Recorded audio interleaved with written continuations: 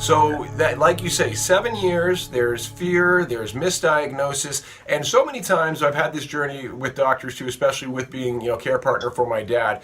I found, and talking to a lot of other Parkinsonians, there's a problem sometimes with holding doctors in too high an esteem. And by no means do I mean to denigrate the field or the people, the wonderful people who do their work.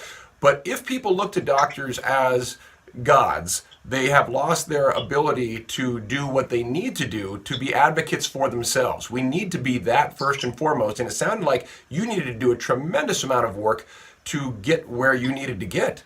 And I have another story. So I'm actually looking at this video work that I did pre doing this walk, and this is a story I really haven't shared with anybody yet. But I was told by my coach and physical therapist that I couldn't do what I wanted to do, and it's on video. I was watching it last night, and they're saying I was digitized in an Olympic lab with my body because I was going to try and optimize my efficiencies. What they found, just as an example, is that my foot only raises 4 degrees, whereas a normal person raises 8 to 12. And they're saying that plus about 15 other things that I don't rotate, my back's going to be a problem. They're like, you can't do this, and we're not going to help you do it.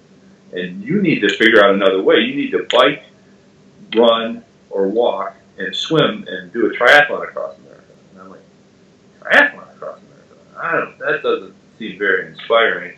They're like, you can't walk across America in the time frame you want to do it. It's basically what they said. And but.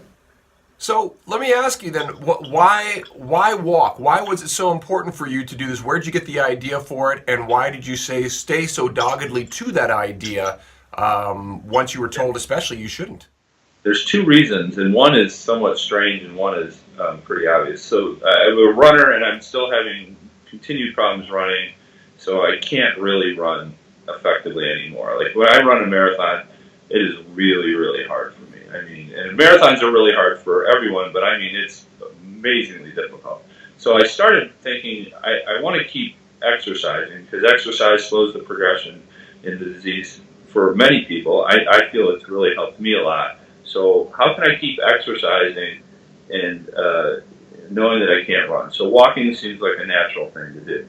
Then I was in Cuba for the triathlon. This is really strange, and this is right back to your point earlier. It is unbelievable because they don't have phones, cell phones, and the internet. Everyone is outside talking to each other. It's like 1950s America.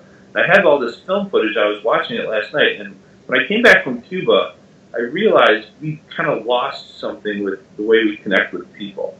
So I'm like, how can I walk and connect with people and understand the way this disease is impacting us? And then I started thinking about it, like, wow, America is really diverse culturally from end to end. The disease affects people so differently. Wow, it would be really cool if I kind of just went out on a mission to find someone each day who had a connection to Parkinson's disease, hear their story, and web together a mosaic of the way disease affects the different ethnographies, the different age segments, and everything else in America. How are people in America dealing with Parkinson's? Wow, this is really an interesting project. So I can get the exercise, I can push myself to do something really dramatic on a physical level, but yet still come up with a way to interact with people and learn their stories. So that's kind of how it all came together.